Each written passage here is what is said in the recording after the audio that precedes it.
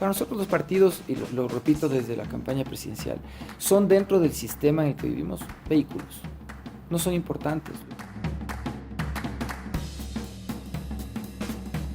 Si usted dice que el partido es solo un vehículo, finalmente podríamos esperar que en las siguientes elecciones esté con el Partido Social Cristiano, las subsiguientes con Alianza País. Yo soy un republicano liberal. Mi concepción universal puede considerarse o no progresista. A mí me vale un corcho lo que piensa la gente. Usted dijo ahorita, por eso le decía, porque usted dijo ahorita que tiene una visión progresista. Sí, y la tengo y la seguiré ¿Cómo teniendo. firma la Carta de Madrid? Que de progresista nada. Son 3 cosas que tenemos que lograr. Yo soy malo para conjugar la planificación, pero son 3 cosas nuestro objetivo. Que la ciudad sea fácil, segura y puntual.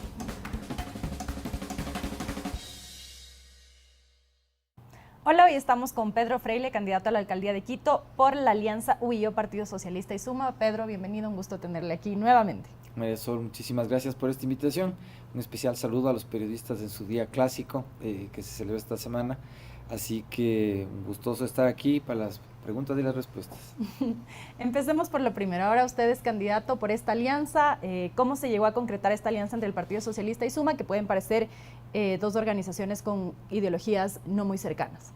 En realidad es más amplio que solo son los 2 partidos con registro electoral que forman parte de la Alianza UIO, pero la Alianza UIO es un poco más extensa. Está el Quinto Poder, el colectivo del cual soy parte, sigo siendo parte, no estoy afiliado a ninguno de los partidos. Está otro partido que se llama Acción Democrática Ecuatoriana, la lista 71, tiene un conflicto interno entre adherentes, por lo cual no puede estar el número de registro, pero es parte activa de la alianza con candidatos y demás. Suma y el Partido Socialista son consecuencia de un largo proceso que empezó hace más de un año hablando con todos los partidos en el establecimiento político en busca de una propuesta de reconciliación. Le escuché una entrevista que decía que después de haber quedado en el 5º lugar en las presidenciales, todos lo estaban buscando para incluirle en sus candidaturas pensando ya de cara a las seccionales. Nos estaban buscando para las seccionales, nos estaban buscando para la organización interna de los partidos también.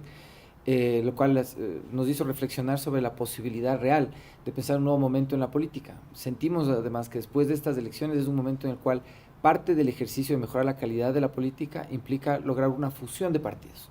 Es la primera vez que lo digo, de hecho, públicamente. ¿Qué significa? Pero esto es lo que sigue en el proceso. ¿Qué significa en la práctica? Romper la lógica cristalizada de verdades absolutas de las ideologías y empezar a trabajar en asuntos programáticos más efectivos. Dejar de lado los odios que hacen que solo vivan de eso los políticos que están al frente de los odios que cada uno tiene. Las broncas personales, digamos.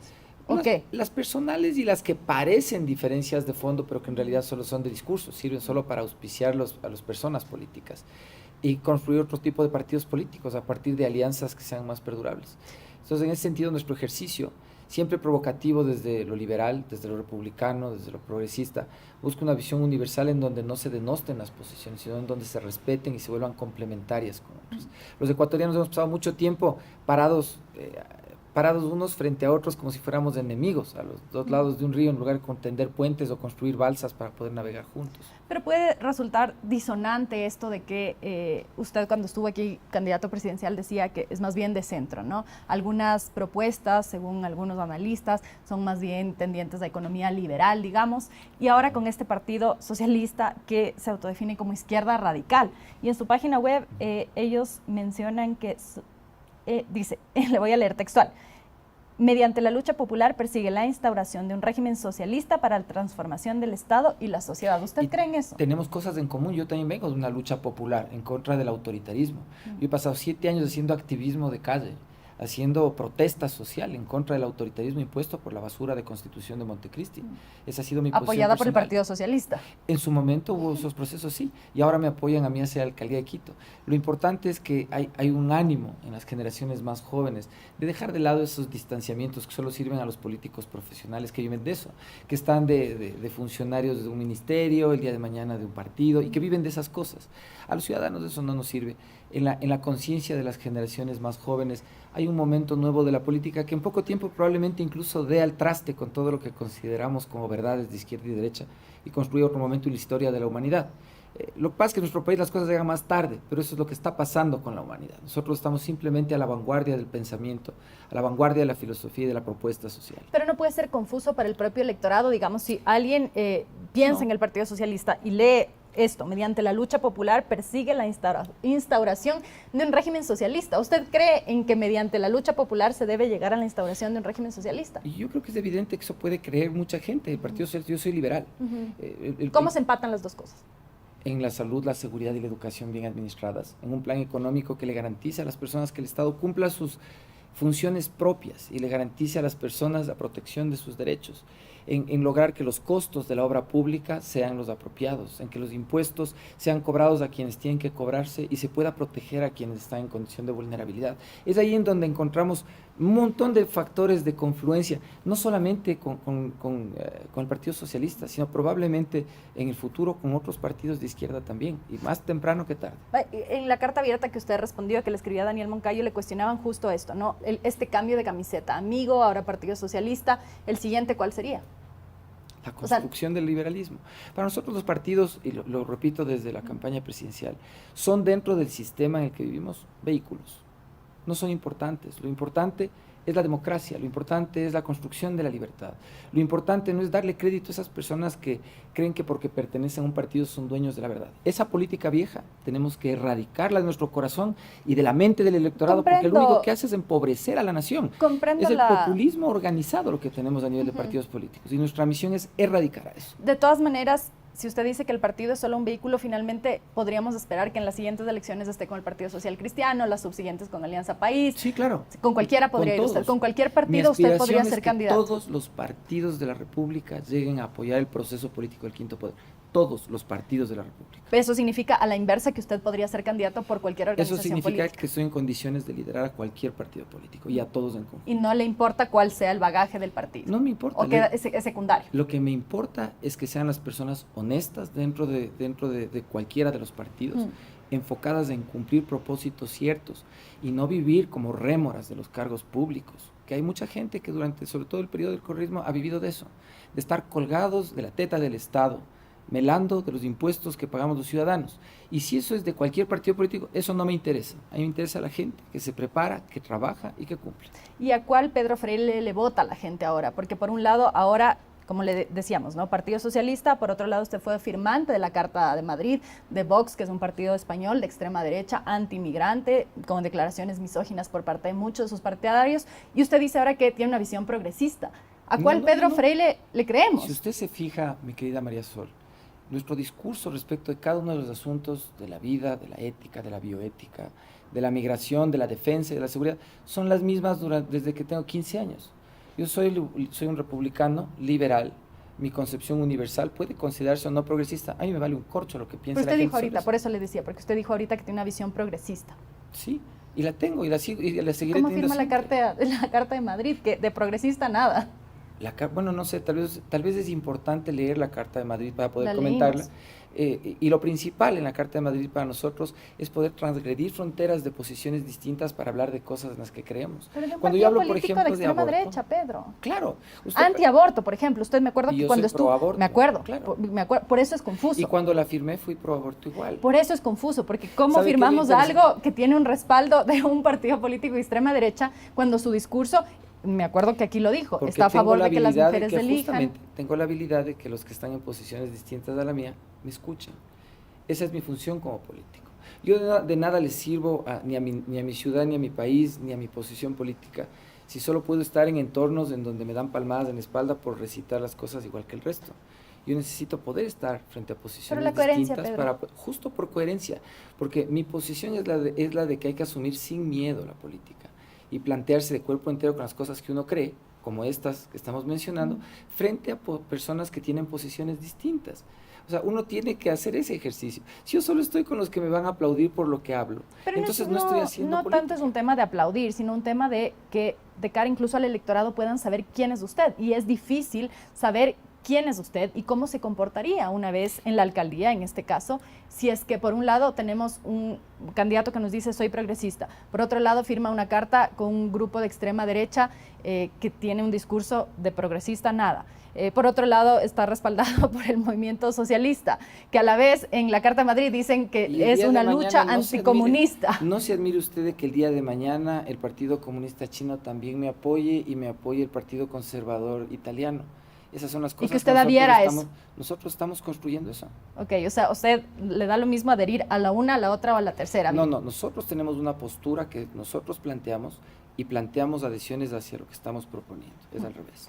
Y los partidos en este caso, porque otro de los cuestionamientos que se ha hecho mucho es cómo los candidatos que surgen de las organizaciones políticas y justo por el debilitamiento de estas organizaciones no son militantes internos, es decir, se supone que debe haber una formación, incluso hay fondos para eso a través del Consejo Nacional Electoral, pero al rato de las elecciones viene este famoso outsider, ¿no?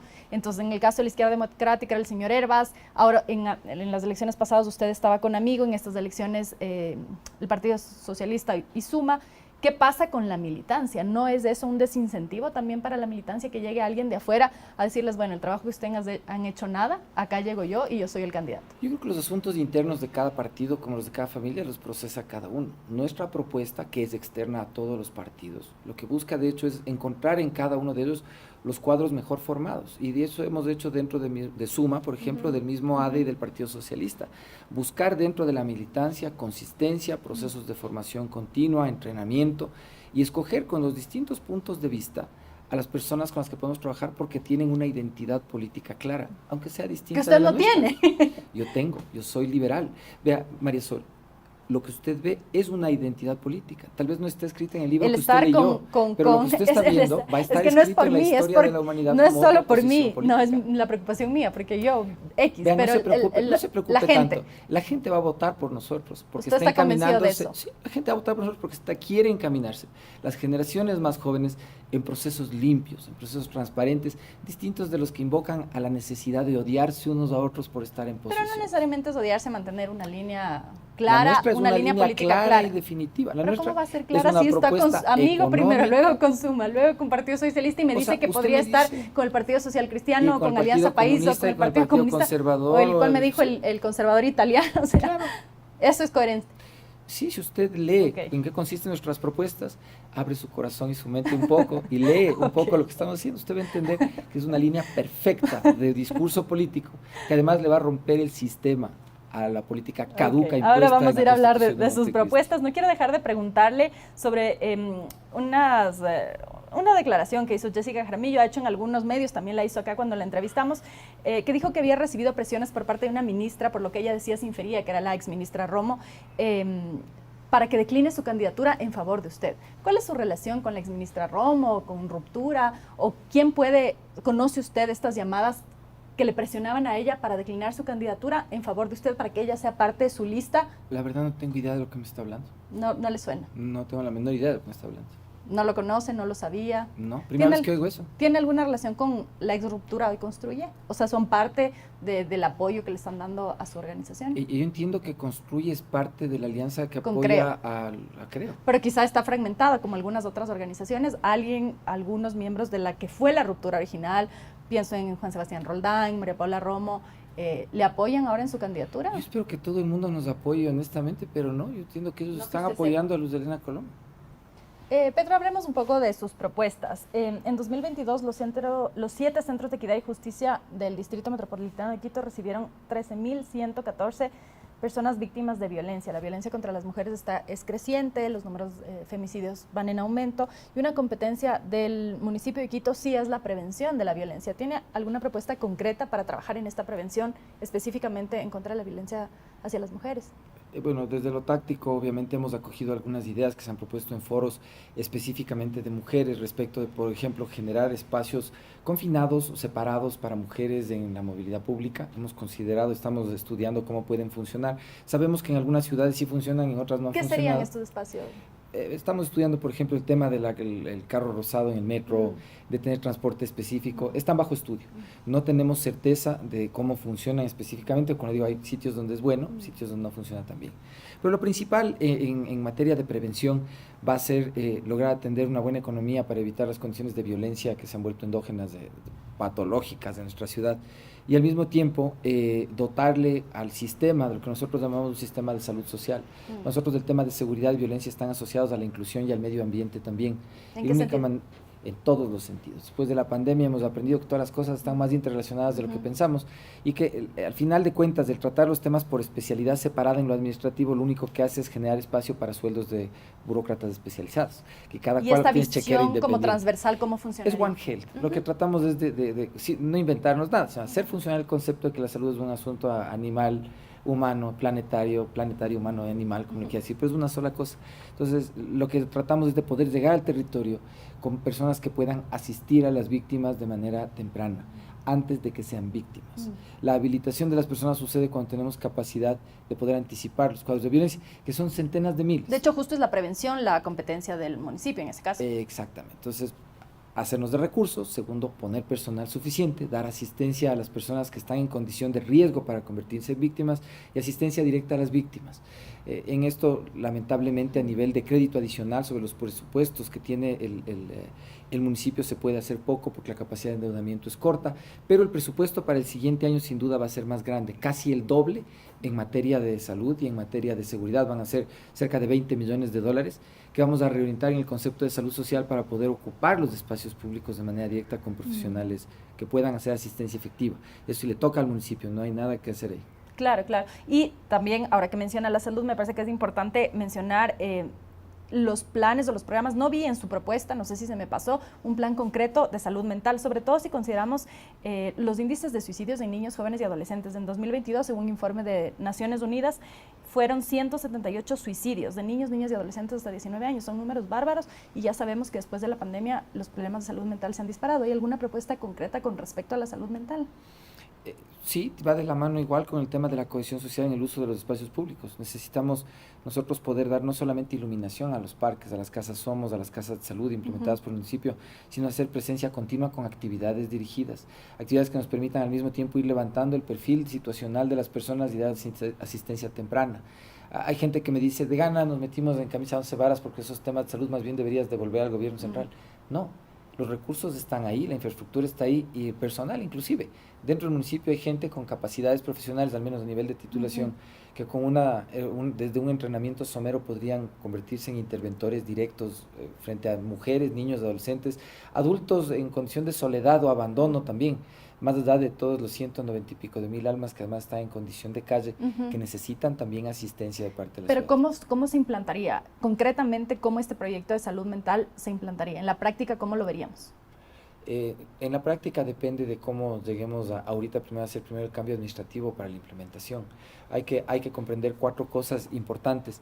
Hacer mejor o poner a funcionar un proyecto cualquiera en el municipio sin hacer el cambio administrativo que nos garantice los recursos para generar una fuerza humana de atención, a lo que llamamos nosotros salud social, no es algo que se puede hacer. ¿Pero a qué nos referimos con cambio administrativo, perdón? A tener menos secretarías, en poder reorganizar los presupuestos, poder empoderar a los profesionales que en lo primero tienen que definir como política pública lo que va a ser realmente la inclusión dentro del territorio. Y para eso no podemos trabajar solos, por más poderes ejecutivos que tenga el alcalde. Se necesita hablar con las otras fuerzas políticas, se necesita tomar lo que puedan tener los otros programas de gobiernos que puedan complementar a los demás, para evitar la lógica de se enfrentan tus ideas contra las que yo quería hacer y nos quedamos Pero quietos. para que quede claro, lo primero entonces que habría que hacer es un cambio administrativo. ¿Eso pasa por qué?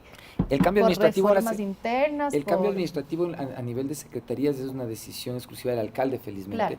Es un tema solamente de poder ejecutivo. Sí. Pero necesitamos que ese poder ejecutivo no se vaya a ver bloqueado en Cámara, en el Cabildo. En el municipio, porque, en el Consejo Municipal. En el Consejo Municipal, porque cada cual tiene una idea distinta de lo que se puede hacer. Entonces, el proceso para nosotros debe empezar ya ahorita en las elecciones a través del debate público. Nosotros hemos tratado de empezar a leer los planes de los otros.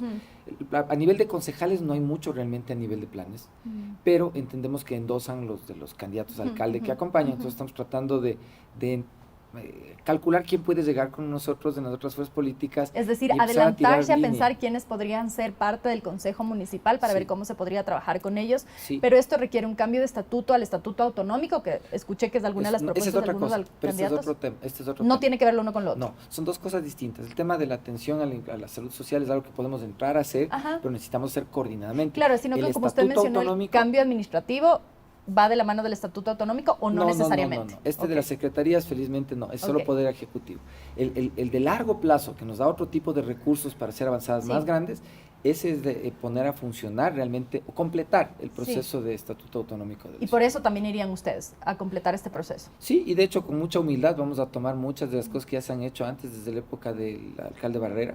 No vamos a denostar ni a botar a la basura las cosas que ya están hechas. Ahora que anunciamos la entrevista, y por eso estaba viendo el teléfono, porque anunciamos la entrevista con usted y me mandaban algunas preguntas para hacerle, y una de las preguntas era esta, ¿qué proyectos de emblema o qué elementos recupera usted de las otras alcaldías que usted continuaría? Porque hemos visto mucho esto de que llega una nueva administración y se hace borrón y cuenta nueva. ¿Hay algún proyecto o algunos que usted considera importantes para darles continuidad? Muchísimos. La verdad es que somos muy aburridos en ese sentido. Vamos a tratar de no inventar el agua tibia.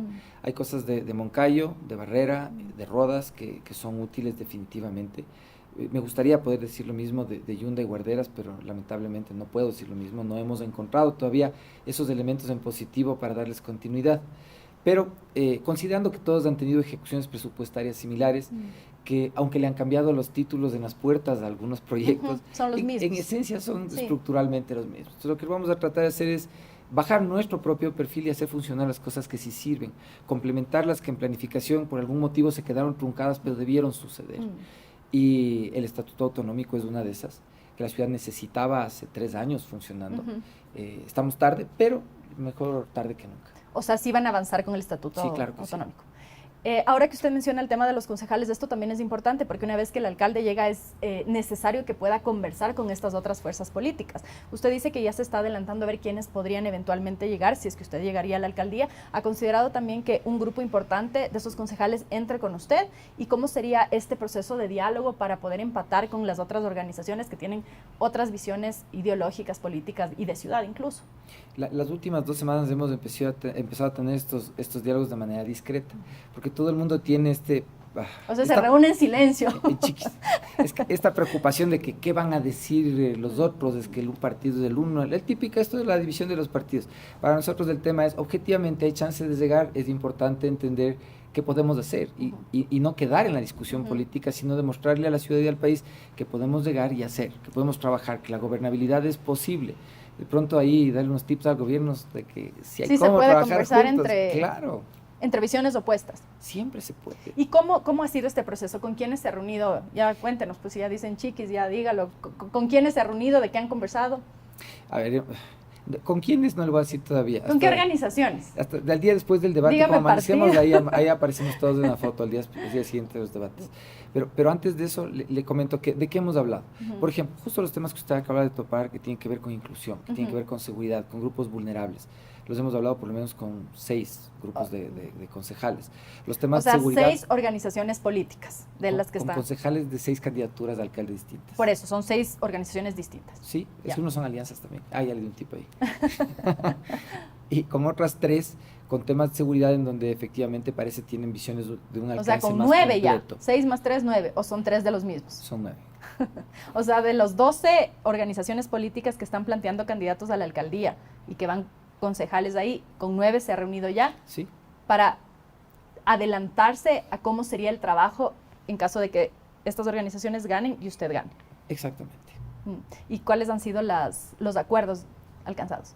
¿Han llegado a algo concreto? Sí, primero entender en dónde está el trazado de cancha, entender que el Poder Ejecutivo, por ejemplo, a través de las administraciones zonales es el brazo ejecutor de la alcaldía y que por lo tanto es algo que no se puede negociar como un factor de intercambio.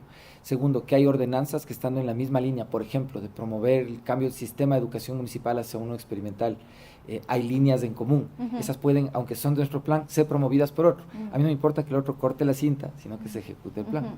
Hay otros temas, que uno delicado que hemos puesto sobre la mesa, por ejemplo, el proyecto Vindobona, que todo el mundo ya le han vendido, le han cabildeado, que tienen que decir que es una concesión. Yo promuevo las concesiones, pero no las sirven para robarles a los quiteños. Este es el de la limpieza de aguas servidas, entre otras cosas. Pero no puede hacerse ni del tamaño ni del costo con el que se está planteando. Que están 1.300 millones más o menos, el presupuesto es 800 y pico, todo el presupuesto del ministerio. O sea, es una barbaridad. Y ese proyecto podría costarnos 300. O sea, un tercio, menos, un cuarto. Yo sé cómo es, pero voy 27 años haciendo obras. O sea, a mí no me van a golear en cuánto puede costar una cosa de estas o no. Incluso en o sea, hay sobreprecios ahí. Ahí no, porque en volúmenes de obra está enorme, o sea, está descomunal, pero el tema es que no necesitamos algo del tamaño del juguete que están planteando y no necesitamos tampoco pagar solo los quiteños por algo que es de beneficio nacional. Pero también se ha planteado alianzas público-privadas, incluso cooperación internacional para alcanzar Lo que pasa el es que proyecto. para hacer la APP lo que implica es que el privado corre un riesgo. Si no hay un riesgo implícito, estamos haciendo trampa para hacer contratación directa, eso no vale. Entonces, en el caso del Vindobona, el tratamiento de aguas, lo que hemos tratado de explicar a todos es cómo haciendo el tratamiento de nuestras quebradas dentro del territorio de la ciudad se logra el mismo efecto, pero además adicionales que son habilitación de parques lineales, de espacios paisajísticos y culturales por menor cantidad de dinero. O sea, ¿y acuerdo ya en eso? O estamos veamos ahí. cómo estamos ahí. O sea, parece que sí, porque de hecho es un planteamiento técnico, no es un tema jurídico, es un tema de tecnología, que bien planteado con nuestros expertos parece que atrae la atención de ellos también. Y esto se ata también de alguna manera con lo que ocurrió en la comuna y en la Gasca, ¿no? Todo el trabajo que tiene que ver para prevención de riesgos, la adaptación al cambio climático, etcétera. La propuesta con respecto a los riesgos que de alguna manera han quedado como un poco olvidados, ¿no? Y a partir de lo que pasó lo de la Gasca, se volvió a discutir sobre la importancia de trabajar en eso. Sí, pero no se han actualizado. O sea, los riesgos están ahí. Sí. Antrópicos son los que han aumentado más porque dependen de lo desordenados que somos. Tenemos sitios en donde se han hecho legalizaciones o regularizaciones, pero no por eso se han mitigado los riesgos. Hay gente que vive como sticker pegado en las quebradas.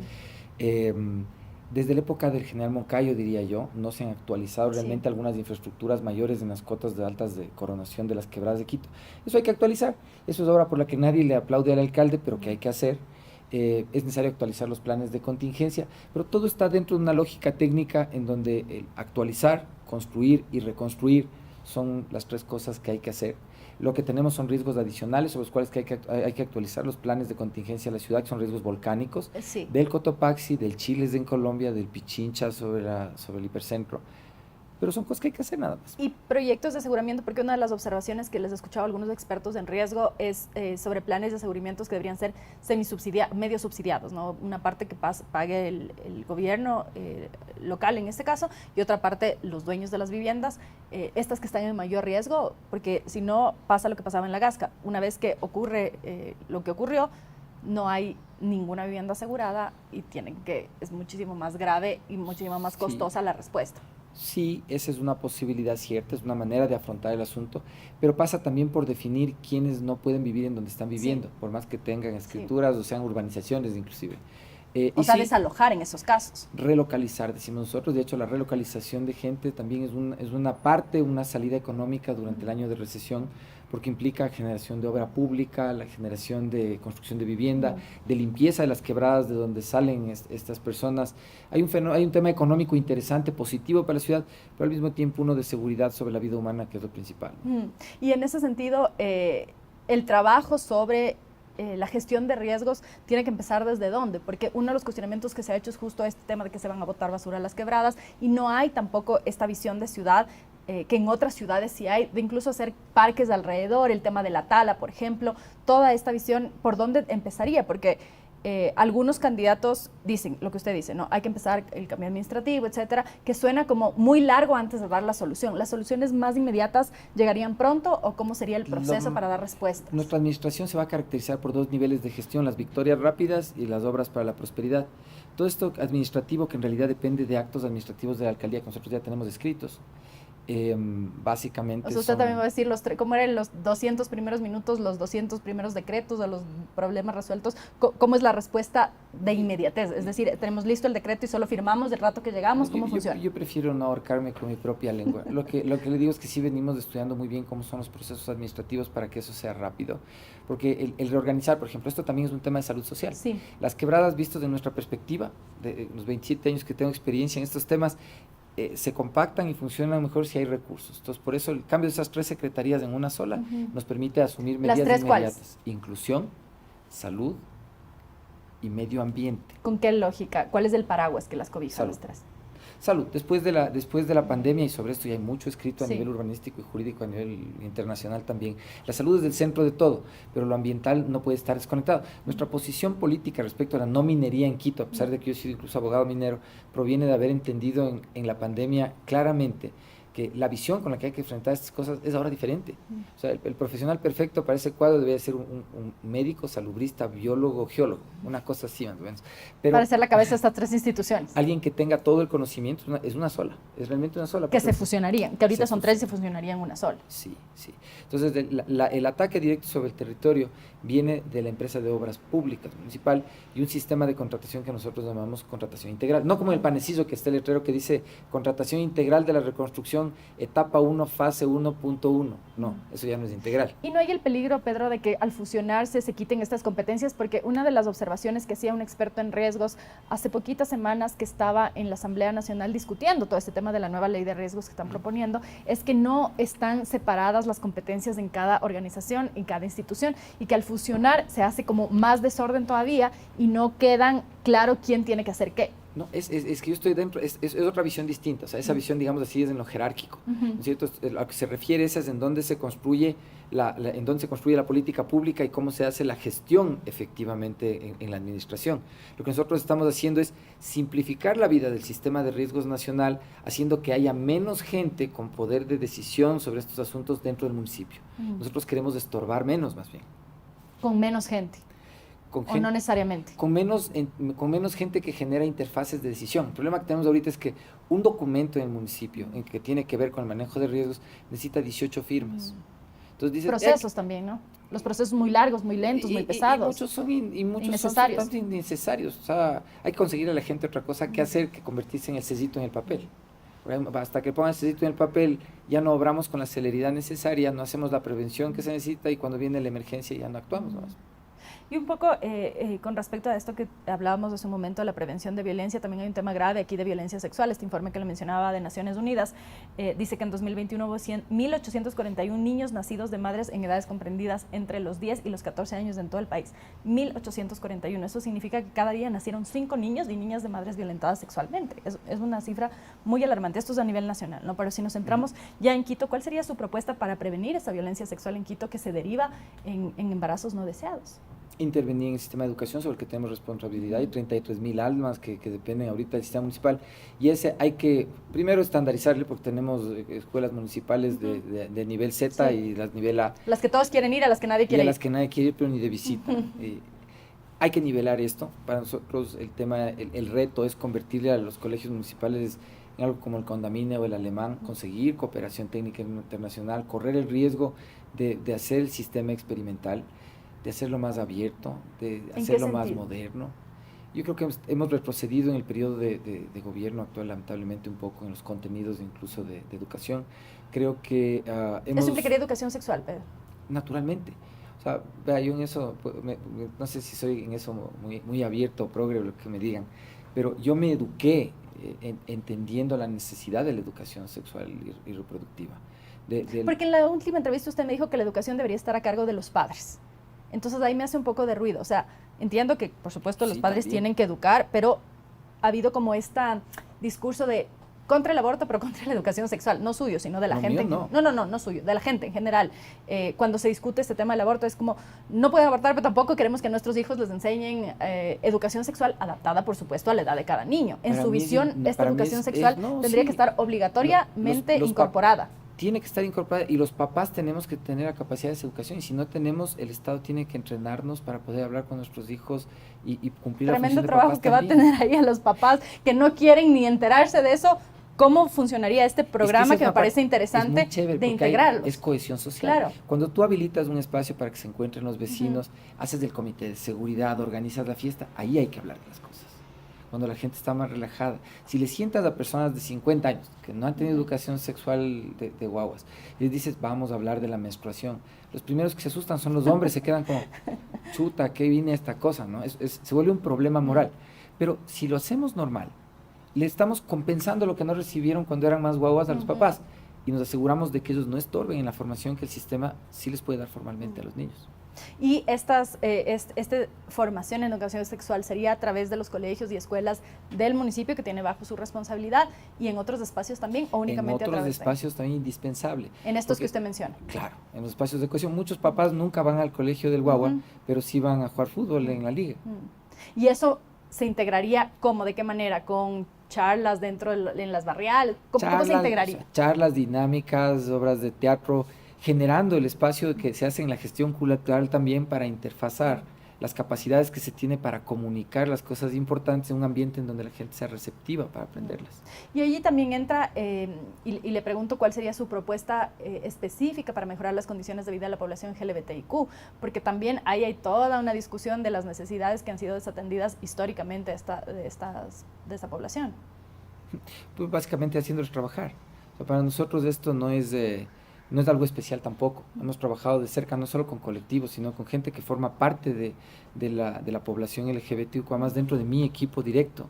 El César Mantiza, por ejemplo, él trabaja directamente con nosotros, él ha sido un activista durante mucho tiempo dentro del proceso y nos ha dado en los últimos meses a conocer funcionarios clave que además vamos a tener dentro de la administración. Ya está con equipo usted, ya está dentro del municipio. O sea, tiene la certeza de que va a ganar. Sí. Le voy a decir que no. ¿Qué pasa si pierde? Habrá que impugnar seguramente, porque ha de ser trampa, pero yo no creo que exista mucho ese chance.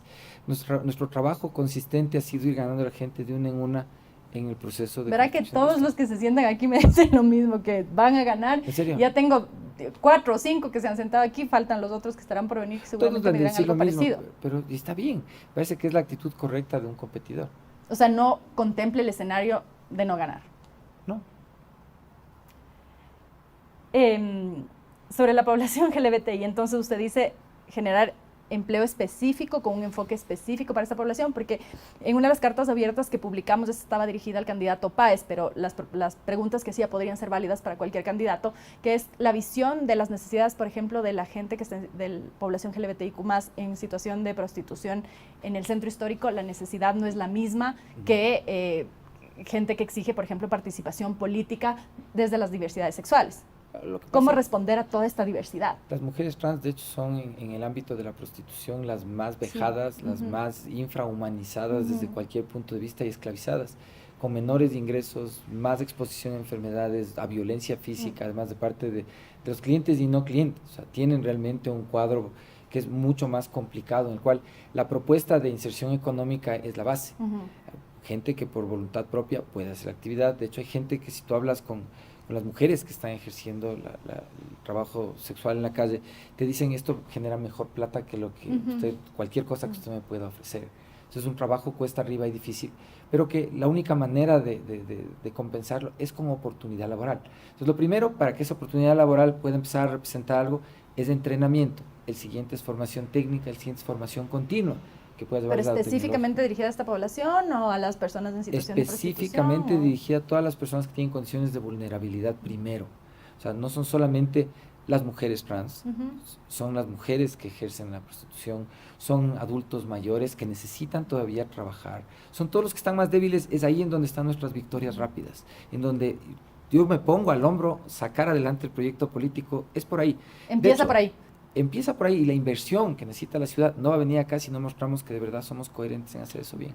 Justo en ese sentido, la propuesta concreta sería ¿cuál? En el caso de, porque ha habido desde la época de Paco Moncayo, incluso probablemente antes, esta discusión sobre las trabajadoras sexuales en el centro histórico.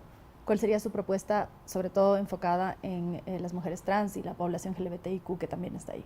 Generar alternativas de trabajo dentro y fuera del municipio. ¿Pero moverles del centro o no necesariamente? Es necesario para nosotros replantear el uso realmente de todo el centro monumental de Quito. Para nosotros es una ciudad universitaria en donde hay institutos de arte, facultades de arquitectura, cines, teatros, galerías. Claro, y necesitamos que sea un entorno muy seguro, porque es el activo turístico principal de la ciudad. Eso implica necesariamente darles opciones de localización a las trabajadoras sexuales. No sé si el proyecto de la cantera, creo que le decían de la época del general Moncayo, es óptimo porque les descolocaba del mercado objetivo que ellas buscaban. Y se abrió un frente político muy duro también en ese sentido. Yo a eso no le tengo susto. Creo que a veces de parte de hacer buena política es abrirse frentes, pero hay que buscar una solución que en lo logístico no genere menos conflictividad y tenga un resultado económico que nosotros aspiramos sea poder migrar un poco de esa gente a otras actividades. ¿Se ha reunido con ellas? ¿Ha recibido sus demandas? Sí, nos hemos reunido con ellas, de hecho, continuamente, porque identificamos que hay distintos grupos de interés dentro de estos colectivos No es lo mismo. Porque no todo el mundo quiere dejar, además, necesariamente de ejercer el trabajo sexual. Hay gente que no va a dejar, así claro y duro. Es un trabajo para ellos y es un trabajo que además ejercen con el ánimo de hacerlo como una profesión. Entonces, eso también hay que respetar. O sea, no es cuestión de que te voy a cambiar porque los periodistas le caen mal a alguien, ahora ya no puede ser. No, pues tienes que hacer lo que quieres. No va a tomar la palabra, no vaya a ser alcalde y luego nos quiera poner las restricciones que algunos nos ponen, que manden las preguntas y no sé qué. No, tú ves cómo soy como político. Yo más bien prefiero las cosas como son, de cuerpo entero, sin preguntas adelantadas, a riesgo de lo que sea. Creo que es parte de hacer que la política sea sana también, ¿no? En ese sentido, entonces, finalmente no hay una decisión concreta todavía si se va a movilizar a esta población que está en el centro histórico o sí, y buscar otra alternativa. Se va a movilizar, pero tienen que ser alternativas viables económicamente que les garanticen a ellas que salen adelante con sus vidas, no que se ven truncadas con ellas. Y otro tema que tiene que ver con el centro histórico, pero no solamente con el centro histórico, que es este desalojo al comercio informal. Hemos visto imágenes muy feas de agentes metropolitanos arranchando las cosas que vende la gente, las flores. Pasó aquí cerca en la Portugal también, en espacios que según el municipio no están autorizados para vender, pero es gente que necesita pues trabajar porque vive del día a día. ¿Cómo va a ser el manejo? ¿Cuál es la propuesta concreta para garantizar que estas personas puedan trabajar? Porque además es su única forma de trabajo, ¿no? Calendario romano, ese es el método. ¿Cómo vamos a dar con el calendario romano? Para nosotros no existe nadie más formal que un comerciante. Llamarle a una persona que busca ganarse la vida vendiendo algo para lo que se endeudó previamente, a veces hasta con un chulquero, decirle informal es equivocado. Un acto de comercio es un acto de formalidad. Entonces al comerciante lo que hay que hacer es hacerle la vida más fácil. Pero como el nivel educativo de todos no es igual, están expuestos a riesgos diferentes. Y el cuerpo de control del espacio público municipal en realidad no está ahí para desalojar personas, está ahí para conducir las condiciones de seguridad del comercio. Esto implica que el municipio salga a asesorar. No es como ahorita están haciendo también que les pitan y les dicen todos los betuneros me vienen a tal hora a hacer un curso. No, hay que salir a acompañarles en el uso del espacio público, en la venta de los servicios, el manejo de alimentos, los que venden alimentos, y poco a poco conducirles a espacios permanentes. El convertirles en regulares, en que tengan una licencia, una LUAE, lo que sea, como que vayamos a llamar a los permisos, es una cosa a la que hay que conducirle a la gente, entendiendo que el que esté en la calle está ahí por una condición de insuficiencia educativa y económica. Muy pocos lo hacen por vocación, que dicen, ok, ya me gradué de la universidad y me voy a ir a vender flores en el Cumandá. No. Porque además la mayoría de gente es gente empobrecida y en situaciones de mucha vulnerabilidad. Y hay que ayudarles. Para nosotros, organizar el comercio, de hecho, es un factor determinante de que la industria que proponemos, que es la hospitalidad, pueda funcionar bien. Porque si los comerciantes pueden ejercer el comercio de manera segura, acompañados del municipio, estamos generando condiciones para que haya mejor economía. ¿Y cómo van a funcionar esos traslados? ¿Serían en espacios específicos? Porque en algún momento se propuso trasladarlos a mercados que también tienen espacios controlados por mafias, ¿no? Algunos mercados están controlados por mafias que además no les permiten vender, porque si ya se vende esto, entonces no se puede vender esto de acá. ¿Cómo sería ese traslado? ¿A qué zonas? Cuestionamientos también sobre BBBs, ¿no? En el centro, que se movieron a todos los comerciantes que estaban en el centro, se los movieron acá y muchos dicen acá ya la gente no viene porque el chiste es vender mientras la gente va caminando. Entonces, ¿cómo sería habilitar espacios en zonas caminables? ¿Cómo funcionaría eso? Hay distintas estrategias, o sea, no es un solo modelo de feria ni de mercado. Quito es una ciudad que históricamente está en los archivos de la ciudad, se ha desarrollado con los comercios en la calle. Eso de asentarnos en el filo de la vereda y poner las cobijas en el piso y encima las frutas, es una costumbre histórica. O sea, nosotros tenemos eso arraigado inconscientemente, es parte de nuestra cultura. Entonces, si es parte de nuestra cultura, tal vez ahí es el momento de empezar a buscar cómo explotamos una cosa que nos sale natural. Eso es un factor no solo folclórico, sino cultural, que podemos ver cómo atender. Hay espacios en los cuales sí se les puede volver permanentes, pero hay ferias que pueden ser itinerantes y si están organizadas le permiten primero generar expectativa de comercio a los sitios que van a recibir la feria, a los comerciantes abastecerse de buena manera, al municipio ayudarles a entrenarse para hacer esto de manera más presentable y casi que convertir el comercio en la calle con impulsos esporádicos de ferias y sitios más permanentes en un atractivo turístico. Ya vamos terminando, se nos quedan algunos temas, me quiero dejarle preguntar un par de cosas que nos pregunta la gente que cuando anunciamos su entrevista, y una de esas es qué va a pasar o cómo se va a garantizar la seguridad en las paradas de los metros. o del metro? Oh, el metro. Que hay mucho de qué hablar ahí, pero aquí era como la preocupación principal en el caso de el metro, ¿cómo se va a garantizar la seguridad, sobre todo para las mujeres? Bueno, a ver, en nuestra administración, primero, todas las paradas de movilidad humana son paradas del metro, porque todo el sistema de movilidad de ciudad se llama Sistema Integrado de Movilidad, el SIMQ, que es el metro. Entonces, las paradas primero son intermodales, como paradas intermodales, tienen que ser los lugares más seguros de la ciudad. ¿Qué significa que una parada intermodal? Que ahí se pueden tomar un bus. Uno puede bajarse de la bici o del scooter y coger el bus, o bajarse al metro y tomar la góndola, lo que corresponda. Este tipo de infraestructuras, que tampoco son invento, estas cosas funcionan en todas partes del mundo, son los sitios más seguros de la ciudad. Tienes monitores, cámaras inteligentes que van a un centro de monitoreo del municipio, que está conectado con uno de las centrales de emergencias, con el COE, con el 911. Tienes que hacer como ciudad que esto se integre. Ahí no sé cómo hacemos toda la política. Pero solo ahí ya tiene un tremendo desafío, porque es empezar también a dialogar con estos transportistas que en muchas zonas, en muchos lugares también son mafias, o sea, hay también, y si me imponen ciertas cosas, entonces paralizo la ciudad, etcétera. Todos tenemos nuestro carácter, pero yo veo que la lógica del transporte está en un momento de cambio generacional también, igual que en los partidos políticos. Veo que las nuevas generaciones de los buceros grandes, el que tiene 20, 30 buses no es lo mismo que el que tiene uno y está endeudado para pagar las llantas, pero hay generaciones nuevas de gente que quieren ver un negocio distinto. El problema grande de la movilidad, por la que no es un negocio el hacerlo de una manera que parezca más coherente, es que siendo que el 70% de gente necesita usar bus, los buses solo están disponibles en algo más del 15% del territorio físico del distrito. Y nos llegan a un montón de zonas. ¿Pero por qué nos llegan? Es porque les estamos pagando por pasajero. Entonces se quieren concentrar igual que los vendedores por donde pasa la gente. Pero tú no le dices a un señor gordito al subirse al bus: señor, me paga 3 tickets porque está gordo, o señorita, usted me paga medio ticket porque está flaquita. No haces eso. Necesitas cobrar por pasajero, que es como está establecido. Eso hay que cambiarle para poder cobrar por kilómetro. Esto te permite organizar los subsidios a quienes tienen que subsidiar el transporte, a personas que no son viables económicamente, adultos de tercera edad, funcionarios públicos, qué sé yo. Hay toda una gama de subsidios que puedes organizar de una manera efectiva, haciendo sostenible la adquisición de buses eléctricos en reemplazo de los de diésel, garantizando una tarifa corta. Pero eso es un cambio total en la forma en cómo concebimos el transporte público. Ese es tal vez el principal reto de nuestra administración, al que le llamamos de dos maneras: descarbonización del aire y descarbonización del municipio. Entonces iba justo a eso, ese sería su proyecto emblema, pero le iba a preguntar cuál sería el proyecto que sí o sí quisiera realizar cuando llegue al municipio.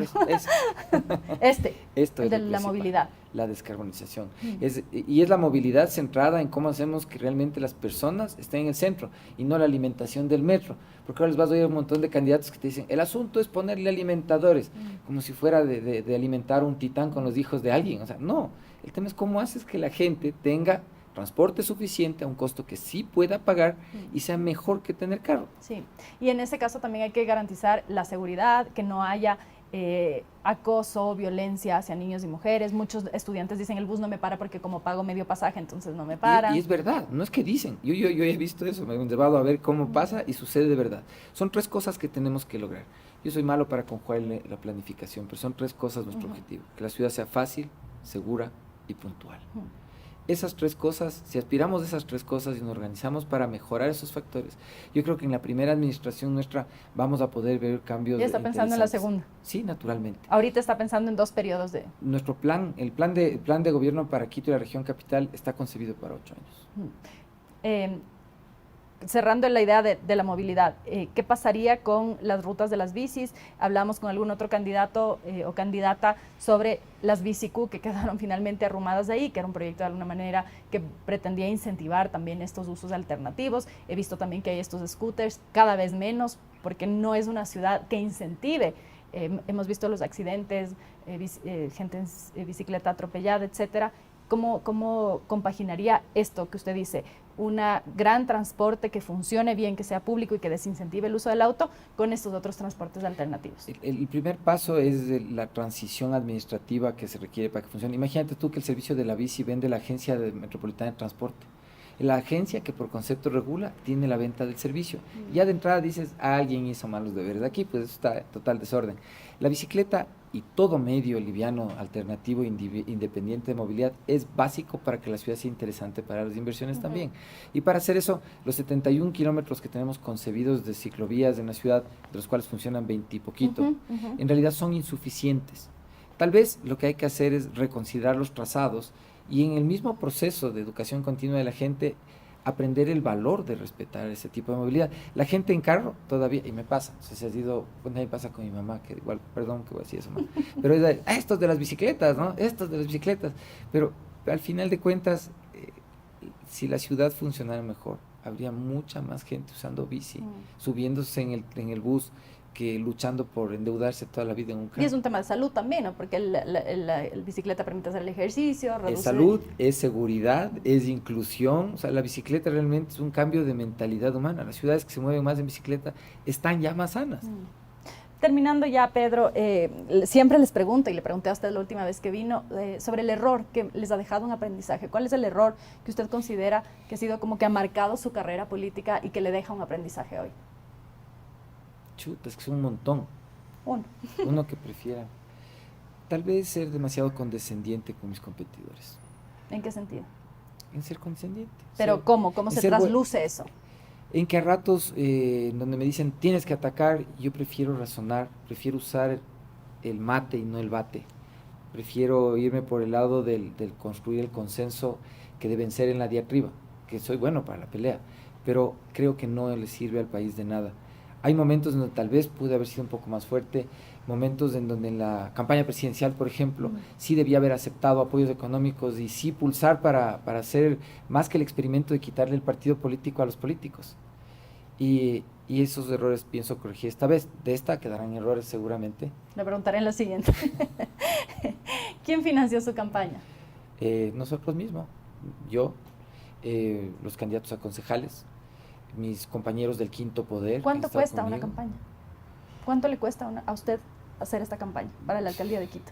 La verdad es que no mucho, o sea, suena poco glamuroso, pero para nosotros son 10 meses de estar en el territorio, saliendo, comiendo, paseando, estando en contacto con la gente. Por ahí intentamos, en algún momento alguien me dijo, hagamos eventos, recaudemos fondos, pero la verdad es que no. ¿No ha hecho eventos de recaudación de fondos? No, ninguno, y no vamos a hacer eventos de recaudación de fondos. ¿Pero cuánto cuesta? Denos una cifra para tener una idea. No sé, la nuestra costará 50. $50,000. Tal vez. La suya alcaldía. Sí, tal vez sí. ¿Y esto implica que un equipo que le acompaña? Somos voluntarios, aquí están esas dos, ninguna de las dos ganan plata, más bien ponen plata en el día a día. Cada uno de nosotros es voluntario. Y creo que tenemos que tratar de mantener la lógica del Quinto Poder, es lo responsable. Sí vamos a usar esta vez gasto electoral. Justo esa era mi siguiente pregunta. Que era eso sí. Que la otra vez no usaron. La otra vez no sé porque dependía exclusivamente de mi decisión personal y claro, esa fue la que tomé. En esta ocasión los partidos han dicho, a ver, ¿quieres ganar en serio? No puedes votar esto. Lo que vamos a hacer, eso sí, es un ejercicio diferente respecto de lo que va a hacer, por ejemplo, medios comunitarios. Vamos a licitar los recursos, no vamos a escogerlos, sino que vamos a ver en dónde pueden participar y tratar de hacer un poco abierto el asunto. Esto de licitar significaría entonces que recibir propuestas de los medios en los que quieran recibir su pauta y usted decidir cuál es el mejor y ahí pautar, ¿o cómo Nosotros funciona tenemos ahí? nuestras propias metas electorales en públicos objetivos que durante estos 10 meses hemos estudiado. Conocemos nuestros segmentos. Entonces lo que vamos a hacer es, quiero radio que pueda entrar en este segmento. Entonces, aquí yo tengo esto que da el CNE, porque no es más lo que da el CNE, no usamos agencias, no tenemos vueltos, esas cosas que utilizan los políticos normalmente, simplemente quién cumple estas condiciones, tenga un poco, hay dos, les divido un poquito más y hacemos de una manera que sea un poco más abierta. Para nosotros la campaña sucede en redes, aquí están las personas responsables, por ejemplo el TikTok, que creo que nos está yendo bien, sin necesidad de hacer cosas muy cómicas, a pesar de que a mí sí me gusta tratar de hablar más corto, que ya sabe usted que me cuesta mucho eso, pero sí está funcionando. Está funcionando. Un público específico, pero, ¿no? Para públicos específicos. Es que sí estamos trabajando. Segmentado. Sí. La construcción de la segmentación fue un desastre de difícil, porque empezamos desde, ¿qué será de hacer? Lea algo, y ha sido leyendo, aprendiendo, haciendo, y está funcionando. Pero incluso un videito de TikTok, el acompañamiento de las dos personas que ahorita están, la debe tener un sueldo, se requieren ciertos equipos mínimos, ¿no? Ahí tienen los equipos mínimos. Los celulares individuales. Celulares tenemos, yo tengo una cámara mía, Vale tiene otra, la Yoma tiene el carro, o sea, cada uno pone lo que puede. O sea, y creo que eso, así debería ser la política hasta que cambie el código de la democracia para poder transparentar cómo se apoya un futbolista o un buen político. Pero se supone que hoy también hay un formulario que se tiene que llenar. Se llena, y nosotros llenamos, claro. Lo que nosotros fondos, ¿no? aportamos nosotros mismos en nuestro tiempo y demás se hace constar naturalmente. Usted dice, ellas no ganan salario, pero cuando usted llegue a la alcaldía serán sus asesoras. No creo. En el caso del quinto poder, el proceso político demanda de muchas cosas más que necesitamos hacer. Probablemente en la parte de medios, Valeria sí va a estar más cerca mío, pero por ejemplo, Yomar está trabajando ya en las relaciones internacionales del proceso. Entonces ella seguramente se va a dedicar a esa parte, que es en el largo plazo, la parte de la política nacional. ¿Ha pensado, Pedro, y con esto ya voy cerrando, quién será su equipo? ¿Tiene nombres? Sí, bastantes. Cuéntenos. Adelántenos algo, no me quiere adelantar nada. A ver, le voy contando. César Mantilla, que ya le mencioné hace un rato, por ejemplo, es una pieza clave, importantísima dentro de este proceso. Patricio Zumárraga, Alexis Ortiz, Pablo Espinel. Hay mucha gente. Que me ha dicho 4 hombres, con usted va 5. Yomar Andrade, Valeria Solórzano. O sea, hay un montón de gente, las mismas San Hidalgo, la Cristina López, hay gente de todo realmente. Rachel Erazo, que es una mujer trans. O sea, hay gente de todo. Más jóvenes en la mayoría. Usted sabe que ese es mi compromiso. La Escuela de Formación Política, que dije que iba a hacer después de la elección, se ha mantenido abierta cada 72 horas con cursos. Desde que terminó la elección, mantenido activa mi ¿Tiene promesa. interés, Pedro, en que hay equipos diversos? Porque aquí estuvo Luz Helena Coloma y dijo que cuando se reunieron en esta voluntad de hacer una alianza, ella sintió que no había un interés por parte de los que representaban la tendencia, usted, el señor Páez, el señor Alarcón, en que una mujer estuviera al frente. No, yo no me reuní con municipio. ellos, yo nunca fui a esas reuniones, yo por si acaso. Yo nunca asistí. Pero usted a se reunió ninguna. con Luz Helena. Con ella directamente sí. Y de hecho le he invitado a Luz Helena a formar parte del gobierno. Claro que lo hice. Si es que usted gana, ella podría ser parte de su gobierno. Sí, claro que sí.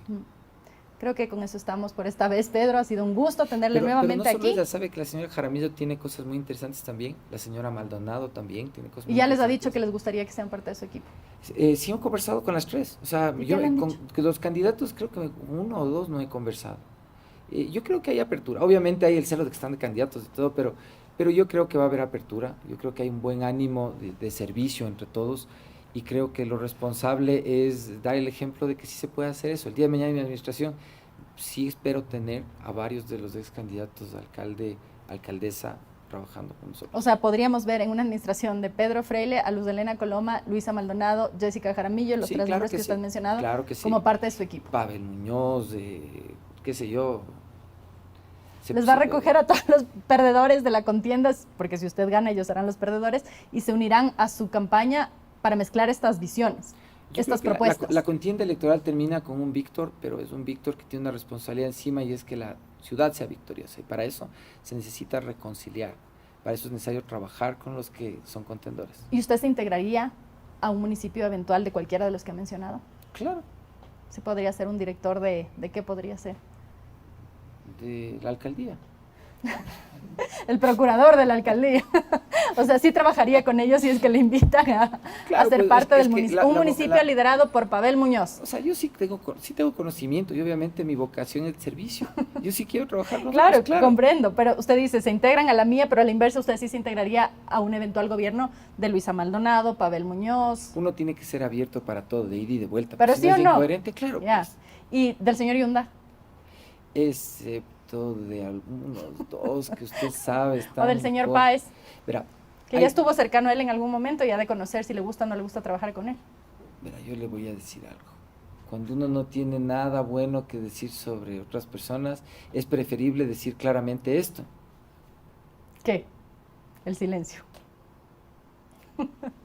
Muchas gracias, Pedro, por haber estado aquí. Un gusto haberle vuelto a tener y espero volverle a tener en una siguiente ocasión. A las órdenes, Marisol, muchísimas gracias. Esta fue la conversación con Pedro Freile, él es candidato a la alcaldía de Quito por la alianza UIO, Partido Socialista, Suma y otras organizaciones políticas. Pueden ver esta entrevista en gk.city.